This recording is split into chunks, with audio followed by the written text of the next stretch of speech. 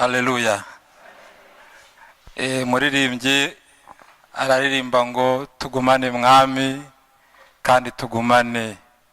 Nanjye muri iyi minsi mfite icyifuzo cyo kugumana n'Imana, kuko iminsi ari mibi kandi ati mwami ndagushaka, nimbura abandi bose bo kumfasha, wowe udahinduka tugumane.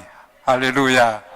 Yesu nahinduka, inshuti yawe yahinduka, umubyeyi wawe akaguhinduka, ariko Yesu we ntahinduka. Dukwiye kwinginga Imana tukagumana. Hari impamvu yo kugumana na Yesu, nuko hari ibintu bishaka kudutandukanya nawe, kandi bije ari byinshi, ariko unamba kuri shebuja niwe uzashimwa.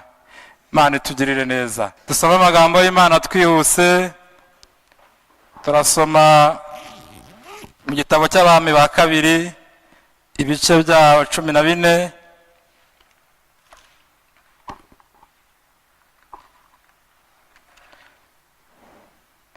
Abami ba kabiri ibice 14, turahera ku murongo waho wa 5. Turahava dusome no muri Yeremiya, tuze no gusoma no muri Rusi. Umutwe w'amagambo cyangwa intego y'iki cyigisho ni ukuguma mu gakiza. Ibyiza byo kuguma mu gakiza n'ingaruka zo kukavamo. Ijambo ry'Imana mu gitabo cy'Abami ibice 14 umurongo wa 5, turasoma umutwe w'amagambo uranditse ngo umwami w'Abisirayeli arwana n'umwami w'Abayuda. Ni ku mutwe w'amagambo havuga. Umurongo wa 5 waranditse ngo bukeye ubwami bwe bumaze gukomera, arahora yica abagaragu be bari barishe se ari umwami, ariko abana babo bicanye ntiyabica, nk'uko byanditswe mu gitabo cy'amategeko ya Mose, uko Uwiteka yategetse ngo ba se w'abana ntibakicwe babahora abana babo, kandi abana ntibakicwe babahora basi, ahubwo umuntu wese azazire azahorwe icye cyaha. Bukeye yica mu Bedomu abantu inzovu, abatsinda mu kibaya cy'umunyu, atera Isera arahatsinda, ahahimba Yokiteri na bugingo n'ubu. Murongo wa 8. Hanyuma Amasiya yohereza intumwa kuri Yehowasi umwami mwene Yehowazi mwene Yehu umwami w'Abisirayeli ati vayo twibonanire. Yehowasi umwami w'Abisirayeli atuma kuri Amasiya umwami w'Ubuyuda ati igitovu cy'i Lebanoni cyatumye ku mwerezi w'i Lebanoni kiti umuhungu wanjye mushyingire umukobwa wawe. Bukeye inyamaswa yo mu kibira cy'i Lebanoni iragikandagira. Icyakora watsinze Bwedomu mu mutima wawe uriyogeza, nuko ubyirate ariko ugume imuhira. Niki gituma wishyira mu bitari ibyawe ngo bikugirire nabi, ukagwa wowe ubwawe hamwe n'Abayuda? Ariko Amasiya ntiyabyitaho. Nuko Yehowasi umwami w'Abisirayeli arazamuka, asanga Amasiya umwami w'Abayuda bahanganira i Betishemeshi hari Abayuda. Abayuda baneshwa n'Abisirayeli, umuntu wese ahungira mu ihema rye. Maze Yehowasi umwami w'Abisirayeli afatira Amasiya umwami w'Abayuda mwene Yehowasi mwene Azariya i Betishemeshi ajya i Yerusalemu, asenga inkike z'amabuye z'i Yerusalemu, uhereye ku irembo rya Efurayimu ukageza ku irembo ryo ku mfuruka. Hose hari mikono 400. Anyagayo izahabu n'ifeza zose, ibintu byose byabonetse mu nzu y'Uwiteka no mu by'ubutunzi bwo mu nzu y'umwami. Anyagayo abantu abajyanayo ingwate, asubira i Samariya. Imana itugirire neza. Dusome no muri Yeremiya ibice 42. Tuze gufata umwanya tuganire kuri aya magambo Imana yashyize ku mutima wanjye. Yeremiya ibice 42. Abafite izi Bibiliya ni page ya 272. Turahera ku murongo wa 10. murihuta muhagere dusome amagambo y'Imana tuze kuyaganiraho nyuma.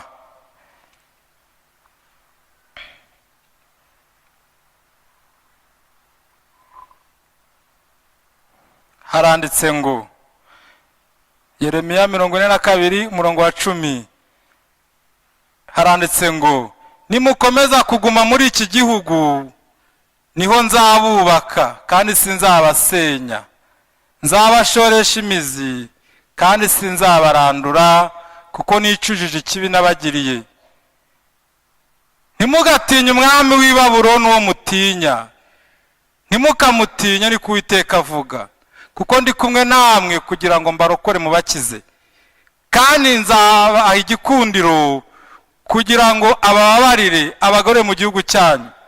Ariko nimuvuga muti ntituzatura muri iki gihugu, ntimwumvire ijwi ry'Uwiteka Imana yanyu mukavuga muti oya, ahubwo tuzigera mu gihugu cya Egiputa, aho tutazongera kubona intambara haba no kumva ijwi ry'imanda, ndetse ntituhabure n'ibyo kurya, aho niho tuzatura. Nuko noneho nimwumve ijambo ry'Uwiteka mwabasigaye b'i Buyuda mwe. Uku ni ko Uwiteka Nyiringabo Imana ya Isirayeli ivuga iti, nimuba mugamije kujya mu Egiputa kugira ngo mwimukireyo, mumenye ko ya nkota mwatinyaga izabafatira mu gihugu cya Egiputa, kandi inzara yabateraga ubwoba izabakurikiranayo niho muzagwa. Niko bizaba ku bantu bose bazaba bagamije kujya mu Egiputa kugira ngo bimukireyo. Bazicwa n'inkota n'inzara n'icyorezo, kandi nta n'umwe wo muri bo uzarokoka ngo akire ibyago nzabateza. Uku ni ko Uwiteka Nyiringabo Imana ya Isirayeli ivuga iti, nk'uko umujinya wanjye n'uburakari byanjye bukaze byaroshywe ku baturage b'i Yerusalemu, niko namwe uburakari bwanjye bukaze buzabarohaho mugeze mu Egiputa, kandi muzabibume n'igitangarirwa n'ibicibwa n'igiteye isoni, kandi ntabwo muzongera kureba aha hantu kundi. Uwiteka yavuze ibyanyu yemwe abasigaye b'i Buyuda mwe, ntimujye mu Egiputa, mubimenye rwose yuko nabihanangirije cyane uyu munsi. Mwarariganije mu mitima yanyu mukantuma ku Uwiteka Imana yanyu muti, udusabire ku Uwiteka Imana yacu, kandi icyo Uwiteka Imana yacu izavuga cyose uzakitubwire, natwe tuzagikora. None nta kibabwiye, ariko nimwumvire ijwi ry'Uwiteka Imana yanyu ry'ibyo yabatumyeho byose. Nuko mumenye rwose ko muzicwa n'inkota n'inzara n'icyorezo aho mushaka kujya gutura. Imana itugirire neza. Dusozereze muri Rusi igice cya mbere, turasoma duhere ku murongo wa mbere tugeze ku murongo wa 7, tuze gusimbuka dusome n'umurongo wa 19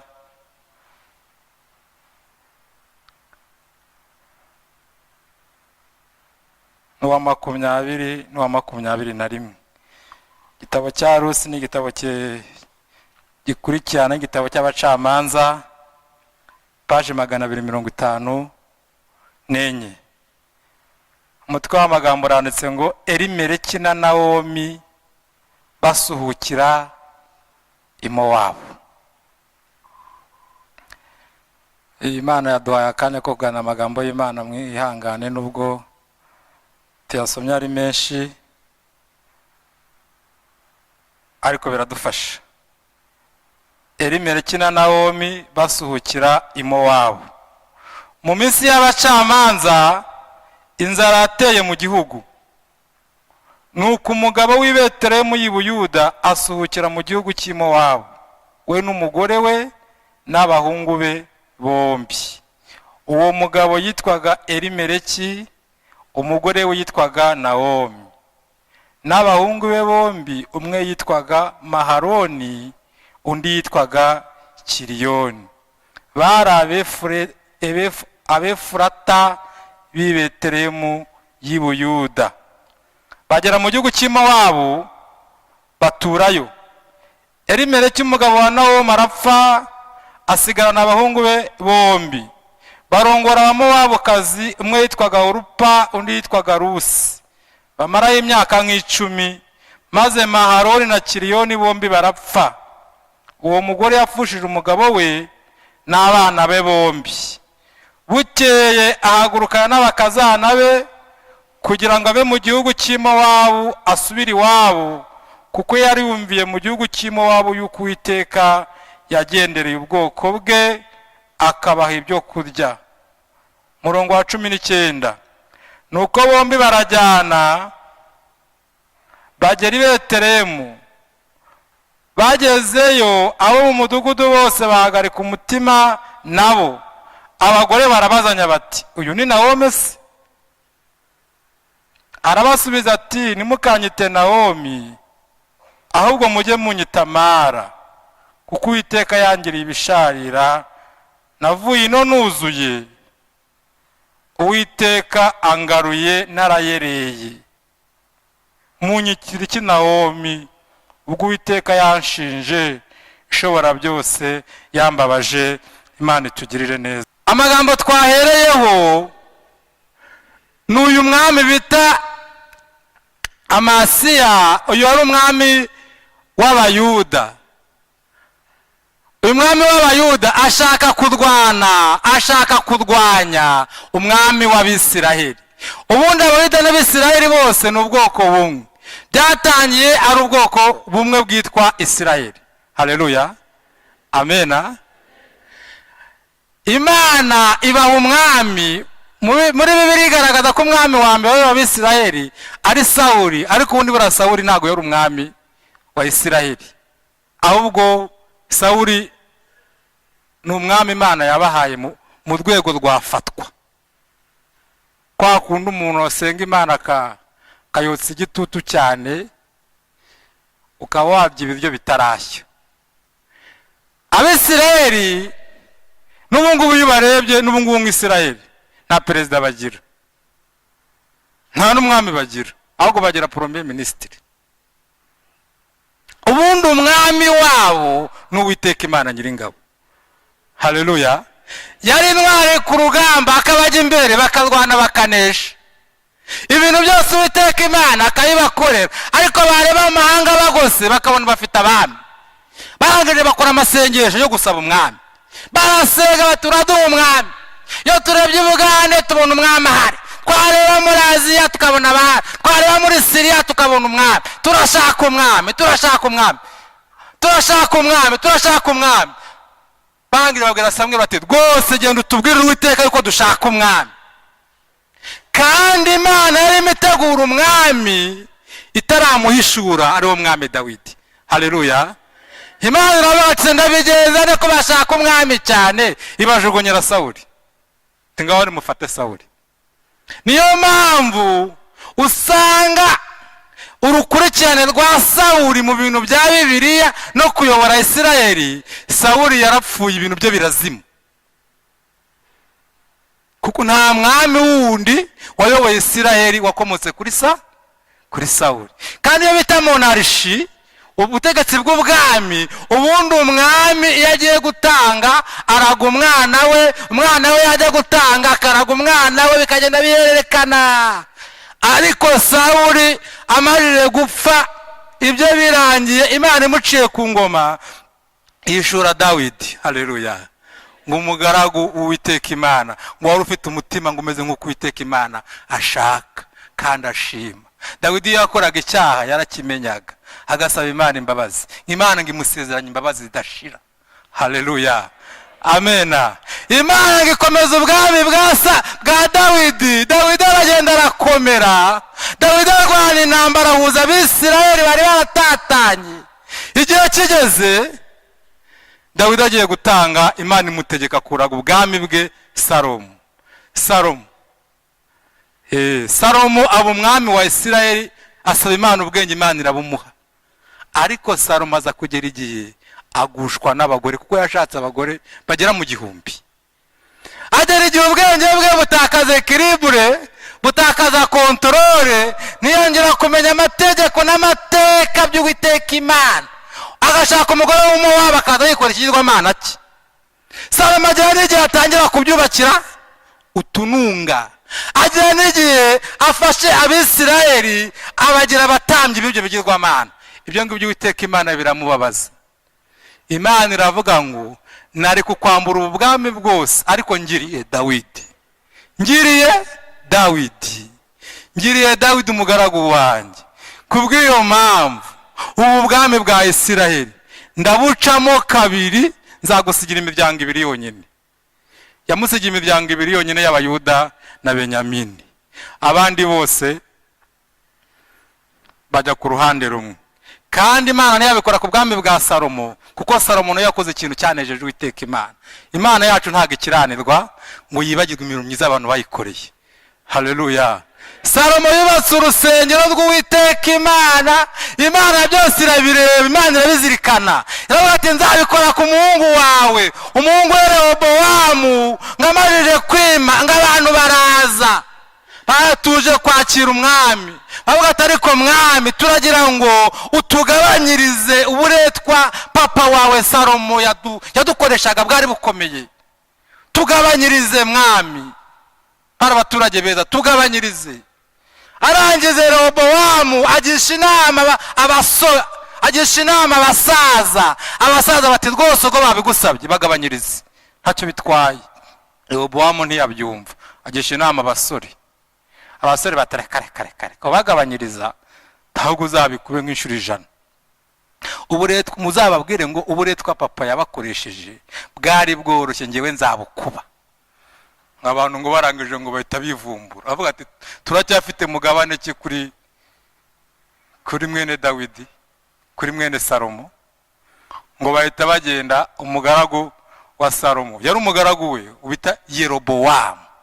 Imana yahaye iyo miryango 10, kuko ngo umuhanuzi yaragiye asanga Yerobowamu afite ngo umwenda mushyashya. Umuhanuzi awutatamuramo ibice 12. Arangije aravuga ati wejyana ibice 10, Imana iguha imiryango 10 ya Isirayeli, niyo uzategeka.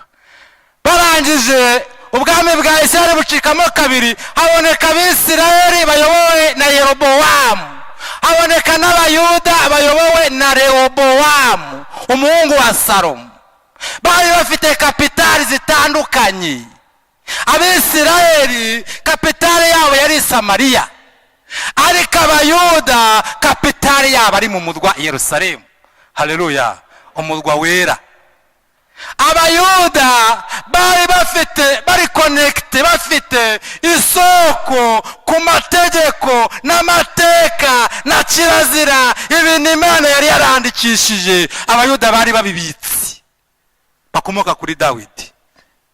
Nuko Yerobowamu abonye ubwami, aravuga ati noneho rero mbonye akantu gakomeye. Abisirayeli barakonje ngize imiryango 10, nibaramuka bavuye ahanga bakajya gusenga i Yerusalemu bazagumayo. Urumva ngo bazagumayo. Atereka mbubakire no ibigirwamana bajye basengera hano hafi, ngo bajye basengera hafi. Kandi ikintu cyitwa ibigirwamana imbere y'Uwiteka Imana ni ikintu Uwiteka Imana yanga kuva na kera kugeza na n'ubu.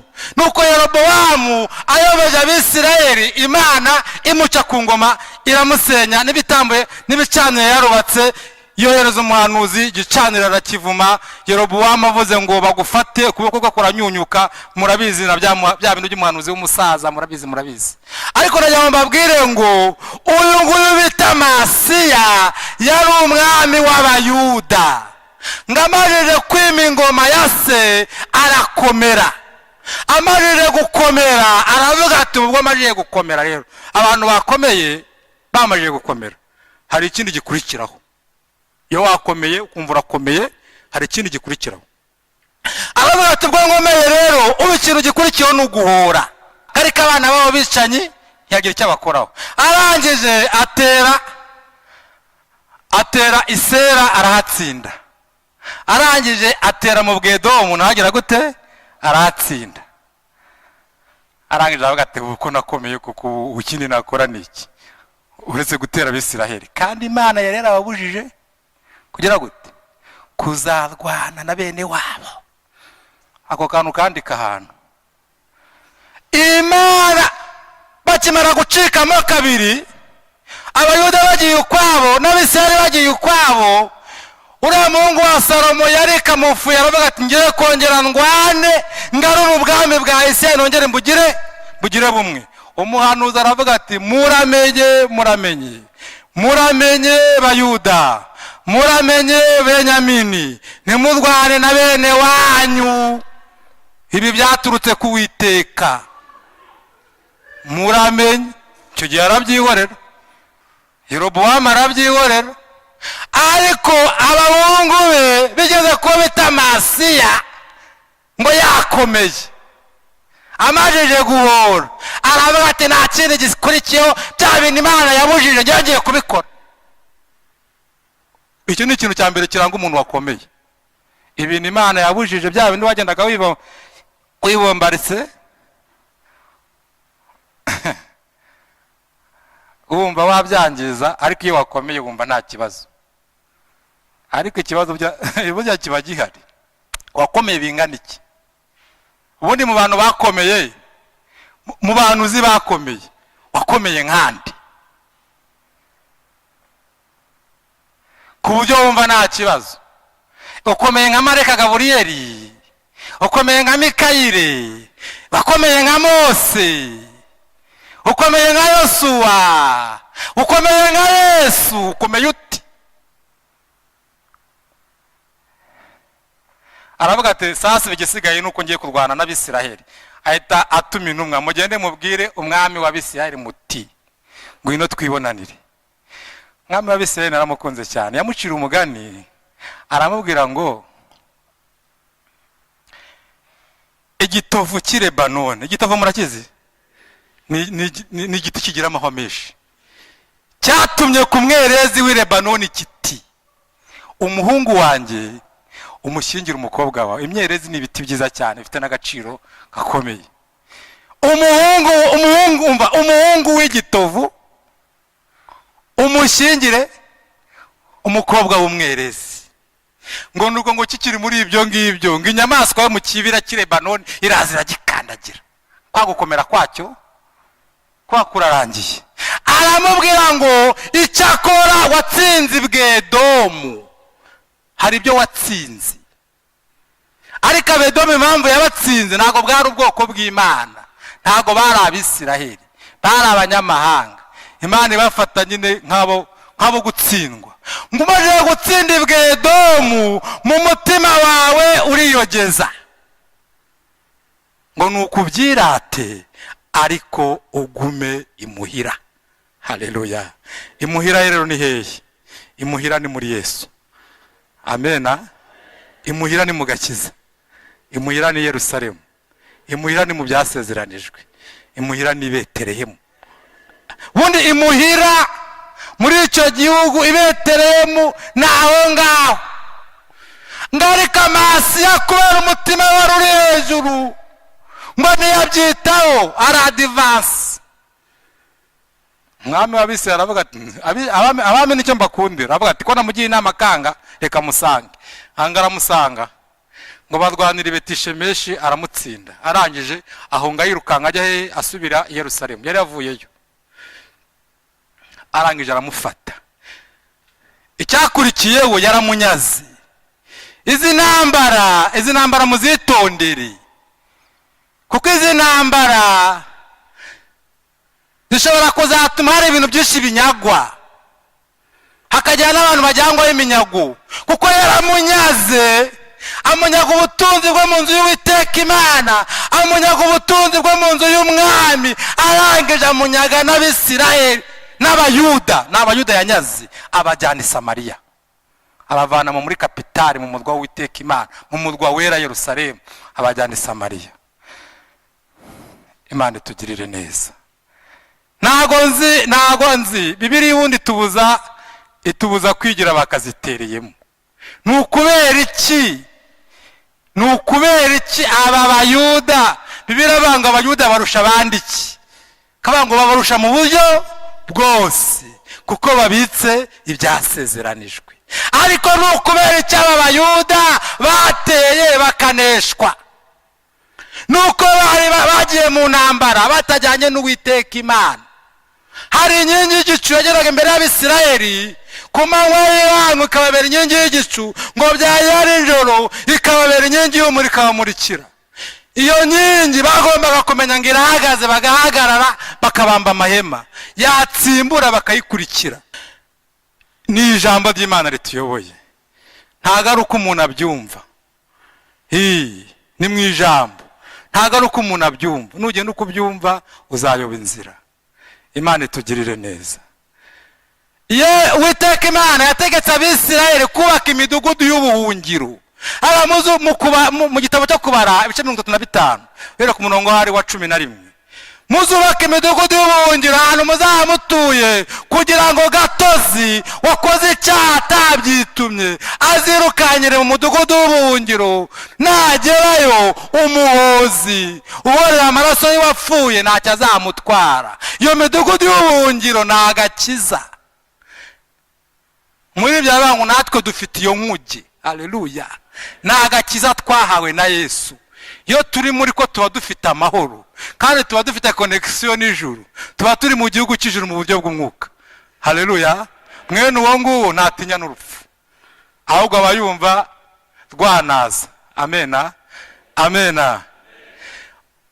Ariko uyu mudugudu w'ubuhungiro akagakiza iki gihugu, ahangaha imuhira amaso yaratinyuka ava imuhira. Wakwiga imuhira ubundi bitwaye iki? Wagumye imuhira bitwaye iki? Ubundi wahaburiye iki? Wahaburiye iki Betelehemu y'i Buyuda? Ubundi Yerusalemu wabuze iki? Izo ntambara ni ziki? Umwami wacu Yesu amaje kubatsirwa kuri Yorodani yajyanywe n'umwuka mu butayu, ajya kugeragezwa. Aho ni muri Matayo ibice byaho 2:1.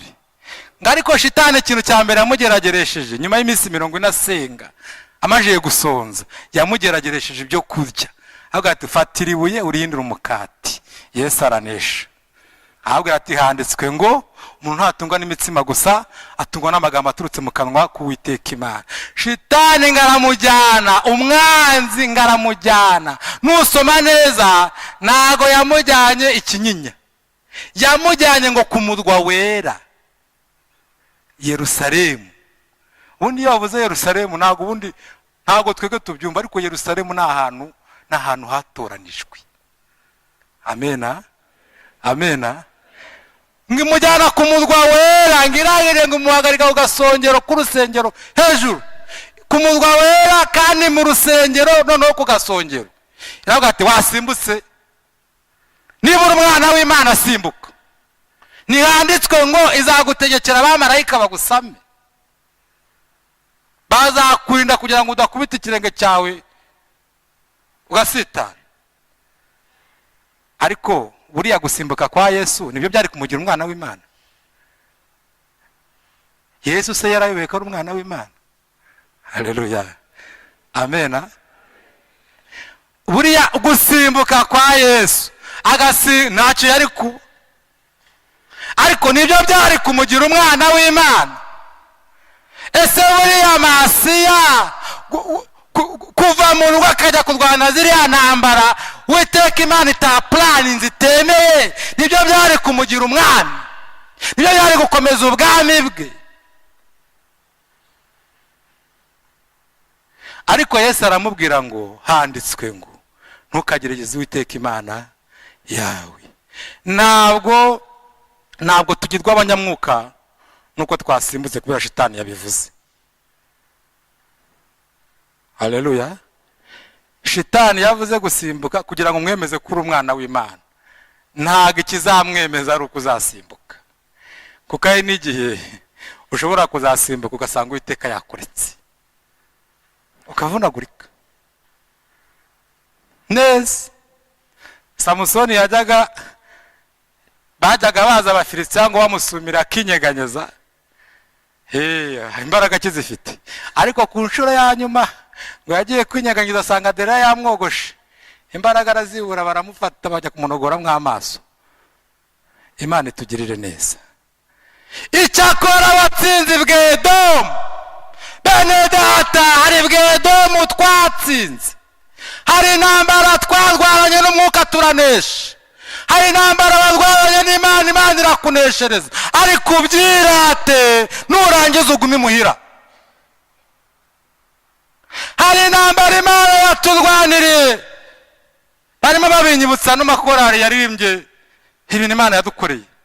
hari intambara Imana yaturwanira ibana natwe, ariko dukwiye kubyirata tukaguma imuhira, tukinginga Imana inkingi y'igicu ikongera ikatujya imbere, tukamenya icyo dukwiye gukora. Niki cyatuma wishyira mu bitari ibyawe Amasiya we, ngo bikugirire nabi wowe n'Abayuda? Amasiya yari afite departement ahagarariye, yari afite abantu ayoboye, ariko ibibazo bya Amasiya, kutumva kwa Amasiya, gukomera kwa Amasiya no guhubagurika kwe byateje ibibazo, biteza ibibazo Abayuda batabigizemo uruhare. Icyakora watsinze Bwedomu ubyirate, ariko ugume imuhira. Amasiya ashobora kuba ari wowe wateza ubugingo bwawe akaga. Amasiya ashobora kuba ari umuyobozi wa korari, ashobora kuba ari umudiyakoni, Amasiya ashobora kuba ari umuyobozi w'agare departement iyo ari yo yose, ariko intambara yazijyamo atayobowe n'Uwiteka Imana, agateza ibibazo, agatuma abantu b'Imana bajyanwa mu munyago. watsinze Bwedomu ni nyinshi Imana yaturwaniriye, ariko dukwiye kuzirata tukigumira imuhira. Muri byaravuga ngo tuzigumira muri Yesu iteka. Haleluya, amena. Ntacyo atwaye, ni heza, harimo amahoro. Iyo umuntu agenda harimo afite n'ibyiringiro by'ejo hazaza, avuga ati kubaho ni inyungu, ariko gupfa byo birahebuje. Gupfa ni inyungu ku mukristo wese w'ukuri, ntago batinya urupfu. Imana itugirire neza. Watsinze Bwedomu, hari intambara watsinze nyinshi, mu rwego rw'itoro twarwaye nyinshi, ariko icyatumye tuzitsinda ni Uwiteka Imana yari kumwe natwe. Nujya mu ntambara utajyanye n'Uwiteka Imana yawe, mutajyanyemo, ugatinya ukava mu rugo, ukava mu masezerano, ngo nuko wakomeye, ngo nuko ufite uko wumva ibintu, bizagutera ikibazo kandi bigiteye n'abandi Bayuda bose. Imana itugirire neza. Amagambo y'Imana twasomye muri Yeremiya hatubwiye, erega ubundi kuva mu rugo ni ibintu byoroshye. Genda jyanga amagambo tuyumve. Hari abantu bataragera mu rugo, uyu munsi tugomba kwakira mu rugo. Hari n'abantu babajije kuva mu rugo, ntago nzi ibintu byabirukanye, ariko hari abantu bagiye kuva mu rugo ku bwinshi.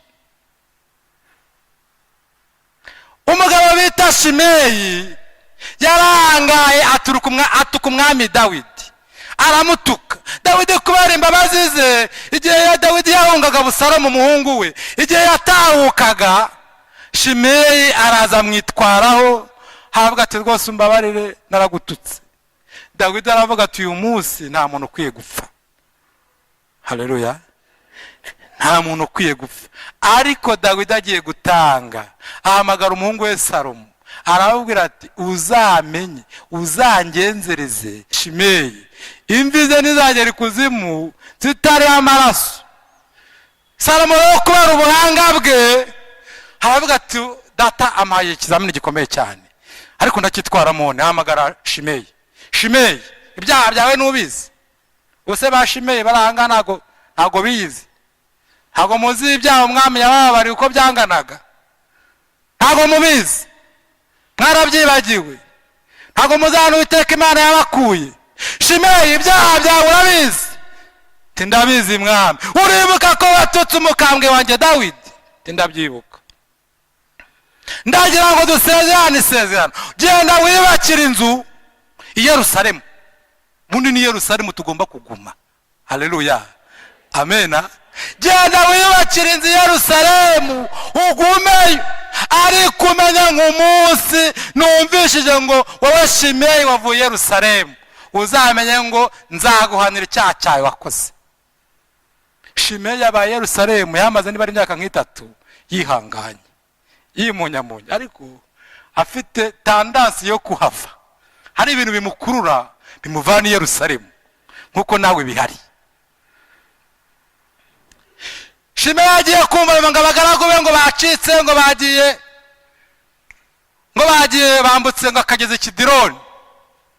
Shimeyi arakurikira, niyibuka isezerano yajyanye n'umwami, aratinyuka nawe ava i Yerusalemu yambuka Kidironi ngo agiye kuzana abagaragu ubundi barabiki, ari abagaragu no gupfa wahitamo iki?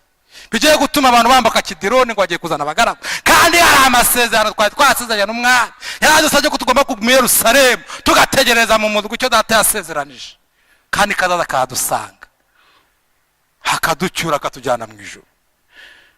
Baramubwira ati yaragiye, bababwira Salomo ati Shimeyi yagiye. Salomo aragaruka ati ntago twasezeranye ko utazava i Yerusalemu. Ati twarabisezeranye, none ntago nakubwiye ko nuhava no gupfa uzapfa? Shimeyi arapfa. Azize iki? Azize kuva i Yerusalemu akurikiye abagaragu.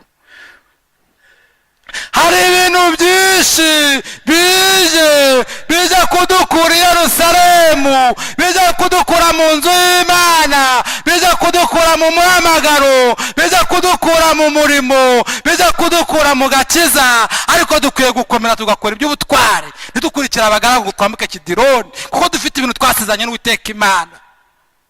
Imana itugirire neza.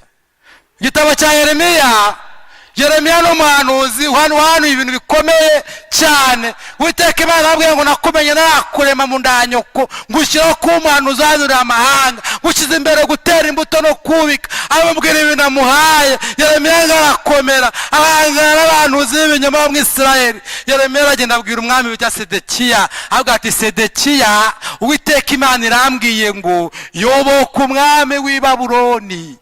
Ubundi hari ibintu bavuga, ubundi hari ibintu ubundi uvuga ukumva nyine bitandukanye n'amahame y'Abayuda. Umuyuda kuyoboka Abakaludaya cyari kizira.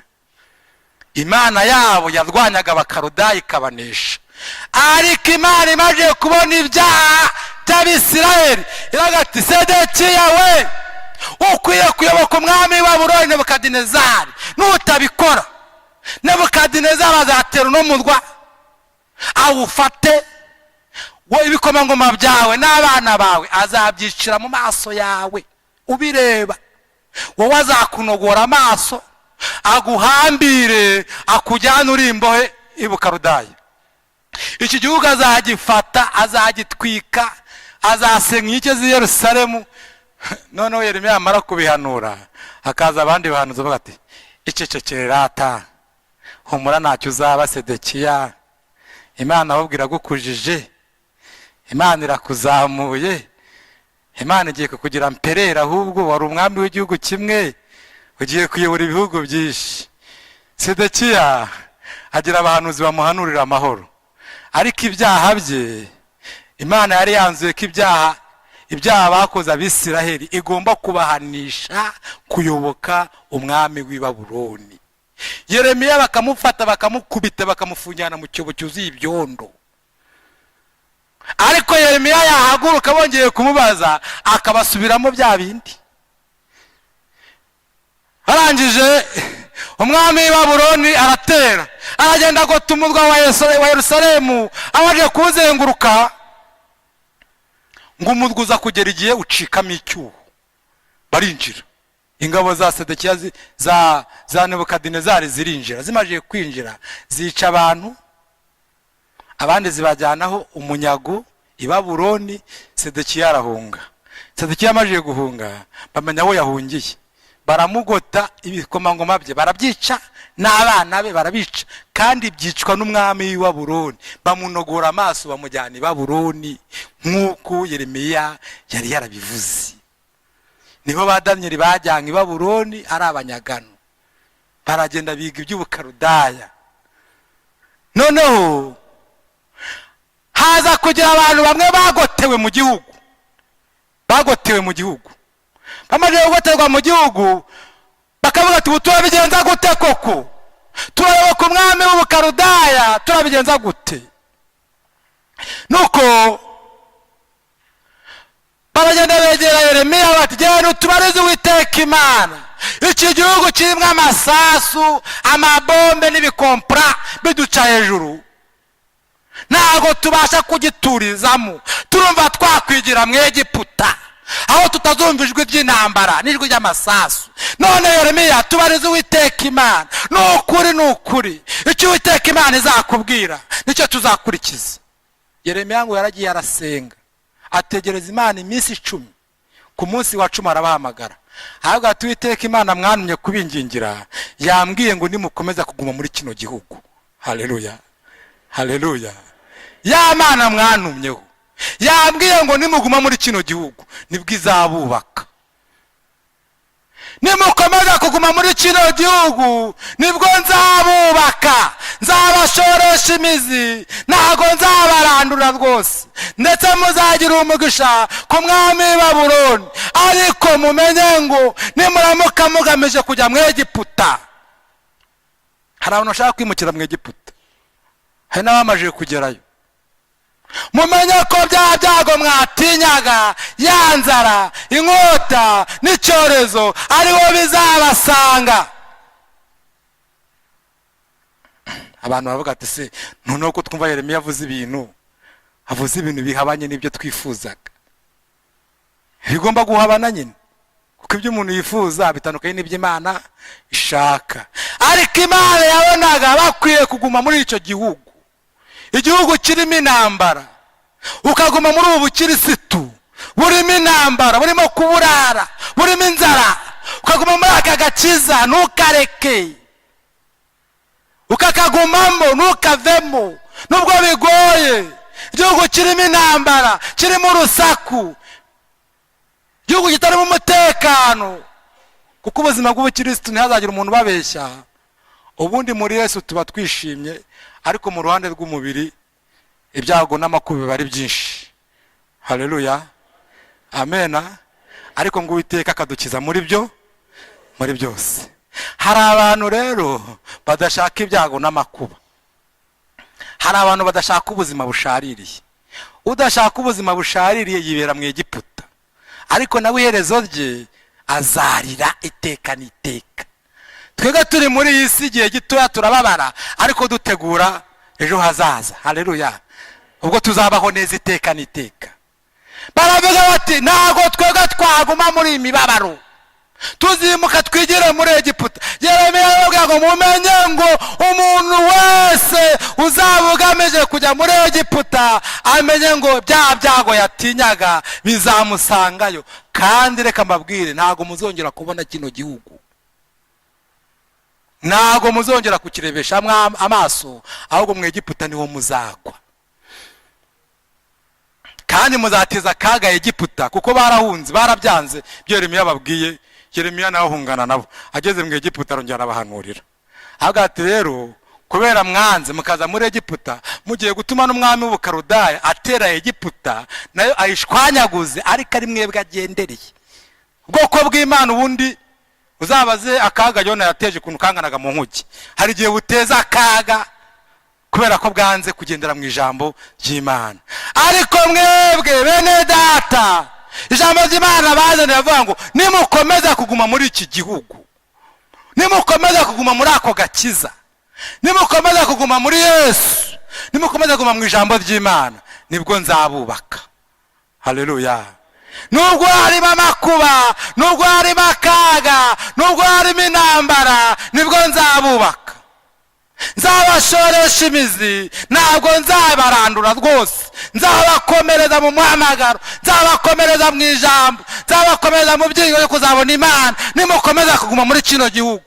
Ariko nimubona ibyago biteye, ikibagabaga biteye, umurimo w'Imana bije, ntago mwanzuro ari uwo kwimukira muri Egiputa,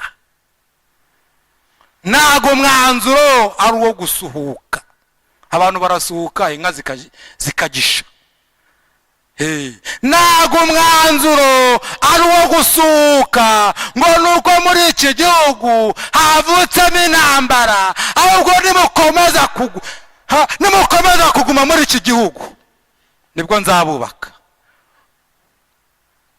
Nzabashoresha imizi, ntabwo nzabarandura. Imana itugirire neza. Amagambo y'Imana yasomye mu gitabo cya Rusi hatubwiye abantu bari bati Betelehemu y'i Buyuda mu nzu y'imitsima mu ijambo ry'Imana ari Abefurati ngo inzara iratera. Inzara ishobora kuba yarateye cyangwa igiye gutera. Inzara imaze gutera, umugabo umwe bita Elimeleki aratinyuka mu mudugudu wose wa Kibagabaga y'i Betelehemu y'i Buyuda, aravuga ati ngewe inzara sinayihanganira. Iyi nzara ntago nayihanganira, aho gupfa none nzapfa ejo. Mu nzu y'imitsima ariko uzi inzara yateye mu nzu y'imitsima, aho imitsima ibikwa. Uzi inzara yateye i Betelehemu y'i Buyuda, hakazamo inzara. Elimeleki aravuga ati ntago nabyihanganira. Ngewe mfashe umwanzuro wo gusuhukira mu gihugu cy'Abamowabu. Abamowabu ni abana, ni urubyaro, ni ubwoko bwanduye, ni bizira, ni abana bakomoka kuri Loti. Ni abana Loti yabyaranye n'abakobwa be. Ubwo bamusindishaga bagasambana akabatera inda, havuyemo Abamoni n'Abamowabu. Ariko Elimeleki aratinyuka ngo kubera inzara yateye arasuka ava mu gihugu cy'imitsima, ava i Betelehemu y'i Buyuda, ava mu ijambo ry'Imana ajya mu bizira. Agezeyo aya Nawomi n'abahungu be babiri Mahaloni na Kiriyoni. Ageze i Betelehemu Yuda arapfa. Ageze i Mowabu arapfa. Ageze i Mowabu Elimeleki arapfa. Nawomi arasigara n'abahungu be bashaka Abamowabu, nabyo byari ikizira ku Uwiteka Imana, bashaka n'abanyamahanga. Hashize imyaka 10 nabo bahungu barapfa. Arangije Nawomi ngo yumvira i Mowabu yuko Uwiteka Imana yagiriye neza abantu b'i Betelehemu y'i Buyuda. Haleluya. Abantu bagize gute? Abantu bihanganiye inzara. Abantu bazihanganira inzara igiye gutera mu nzu imitsima. Barihangana ngo Nawomi ngabyumvira mu gihugu yahungiyemo yuko Uwiteka Imana yagiriye neza abantu b'i Betelehemu y'i Buyuda. Amahirwe Nawomi yagize ntago nzi ko uzayagira, kuko Nawomi yagize amahirwe akomeye cyane. Ni nka mwana w'ikirara wisubiyemo akavuga ati nacumiye ku Uwiteka no kuri wowe data, ariko kugira ngo maze gutungwa n'ibi bintu ibyo kurya ingurube zasigaje, reka njye kwa data mupfukamire nce bugufi. Niyo mahirwe Nawomi yagize, kuko ubundi yagombaga kuzagwa mu gihugu cy'i Mowabu nk'uko n'Abisirayeli bazagwa mu gihugu cya Egiputa. Imana itugirire neza. Nawomi ngo yumva yuko Uwiteka Imana yagiriye neza ubwoko bwabo akabukiza inzara. Nawomi aravuga ati nta mpamvu yo kuguma kwicara ahangaha, nicarwe n'iki ahangaha, nta mpamvu yo gupfa, kandi namenye ko iwacu hari ibiryo. Nawomi ngo aragenda, ariko ngo agezeyo baramuyoberwa. N'amahirwe yagize, ariko ubundi amahirwe menshi yari uko agomba kuzagwa i Mowabu aho yasuhukiye. Imana itugirire neza.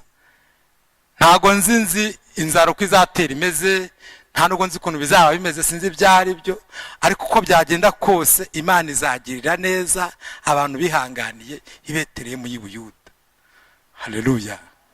Aba bantu Imana izabagirira neza.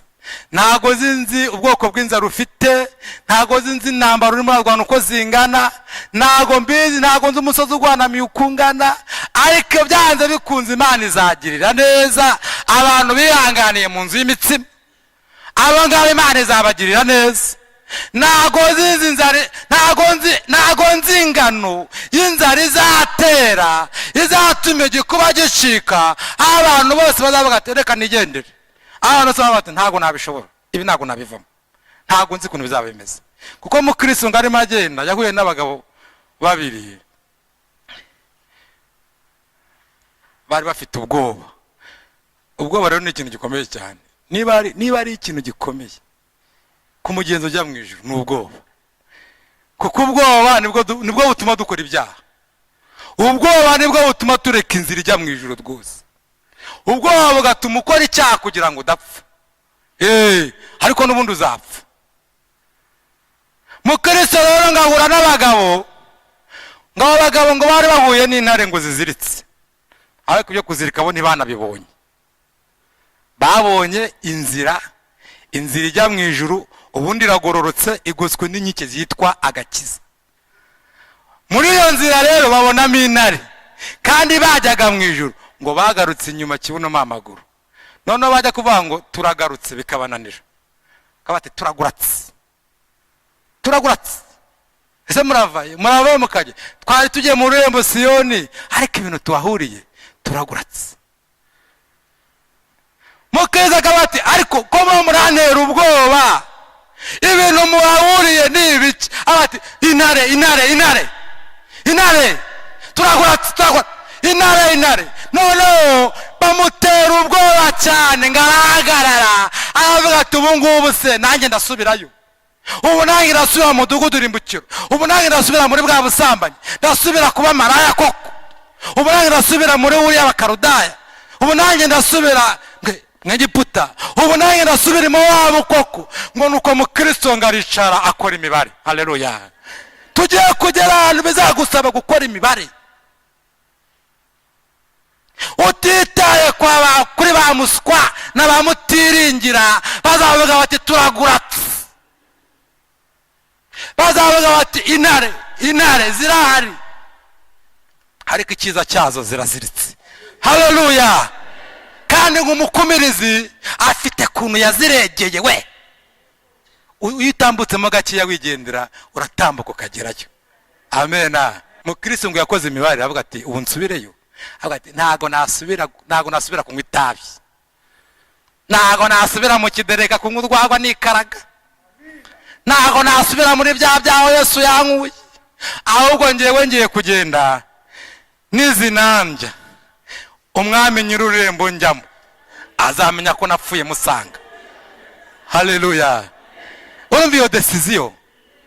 Ntago yarazi ko ziziritse, kandi nawe yarazibonaga, ariko aravuga ngo ho kugira ngo nsubire mu Egiputa, ho kugira ngo nsubire mu byaha, ho kugira ngo nsubire mu ruvange rw'amadini, ndakomeje. Umwami nyir'ururembo njyamo azamenya ko napfuye musanga. Haleluya. Kandi iyo wavuze gutyo, icyo ni ikibombe gikubita abadayimoni benshi. Twapfuye inshuro nyinshi ntitwapfa. Haleluya. Amena. Bose mbibutse ibintu byabereye ahangaha. Korali ya Sipirimi ibaririmbira ngo mureke gutinya manze muri ibirindiro. Baririmba bakagira ngo dufite ibindi birindiro, ariko biba bihari mu buryo bw'umwuka. Haleluya. Icyo kibombe cyakubise abadayimoni benshi barahunga. Mu Kristo atangiye kugenda, ngarebye neza abona ziraziritse, abona nubwo zatonoma ariko ntizanamukoraho, azicamo gakeya. Arabaza ati ariko si ubundi Umwami nyir'ururembo tujyamo, kuki yemeye ko zino ntare ziba mu nzira? Zigomba kubamo kugira ngo ibiharamagara bigaragare. Haleluya. Bigomba kubamo, hagomba kubamo intare zigomba kubamo, hagomba kubamo akaga, hagomba kubamo amakuba, bigomba kuba muri iyi nzira igoswe n'inkike zitwa agakiza, igororotse, abanduye imitima batazacamo. Ariko umugenzi nubwo yaba ari umuswa ntabwo azayiyoba. Haleluya. Amena. Zigomba kubamo kugira ngo bigerageze imitima yanyu, kugira ngo bigerageze urukundo mukunda Umwami. bigomba kubamo, kuko kujya mu ijuru ntabwo no gupfa kurisitaraho, ni ukurikorera. Ubwami bw'Imana buratwaranirwa, intwarane zibugishamo imbaraga. Agakiza twakabonye ku buntu, ariko kugira ngo ujye mu ijuru ni ukwiha icyuya. Kandi Imana ishaka igihugu cyayo yagikomeyeho kugira ngo abazakigeramo bazabe batunganijwe rwose. Imana itugirire neza. Ntago nzi ubwoko bw'inzara bwaguteye bikagutera gusuhuka, ukaba wavuye i Betelehemu y'i Buyuda mu masezerano ukajya mu byaha. Nta nubwo ndi kwibwira ubwoko bw'inzara bugiye gutera i Betelehemu y'i Buyuda ukuntu buzaba bungana, buzatuma abantu bavuga ngo turagarutse, tubivuyemo, ntitwabishobora, ibi ntabwo twabishobora, ibi ntabwo ari ibinyama, nta muntu wabishobora. Bazabishobora abantu babanye n'Uwiteka Imana, bazakomera bakora iby'ubutwari. Imana itugirire neza. Bazabishobora, ariko wowe uzavugamije kuva muri kino gihugu ukagenda, umenye yuko bya byago watinyaga bizagusangayo. Ariko nimugambirira kuguma muri kino gihugu, nibwo Uwiteka Imana izabubaka. Haleluya. Numvaga ari amagambo y'Imana mfite yo kubaganiriza. Nimugambira kuguma muri kino gihugu, nibwo Uwiteka Imana izabubaka. Izadushoresha imizi, ntabwo izaturandura. Izadukomeza dukore iby'ubutwari, kandi ijuru twaririmbye tukaritwarana tukiri batoya tuzaregeramo. Haleluya. Amena. Kuko igihugu cy'ijuru kiriho, tuzakigeramo. Imana itugirire neza. Ndumva nasenga Imana mu Buyuda. Mana yacu, turagushimye kubw'amagambo yawe. Uri Imana ifite imbaraga, ukagira ubutware, ufite n'ubushobozi. Izina ryawe witwa Rubasha. Uri imbaraga zacu, uri ibyiringiro byacu, natwe turabagaragu b'imbura mu maru. Turagushimye kuko ari waduhamagaye, turagushimye kuko ari turangaje imbere, turagushimye kuko uri Uwiteka Imana yacu. Icyubahiro kibi cyawe. Gutera imbuto ni ukwacu, kumeza ni ukwawe. Ukize ubugingo bw'abantu bawe kandi ubakize kurimbuka. Urakoze. Icyubahiro kibi cy'Imana mu izina rya Yesu. Amen.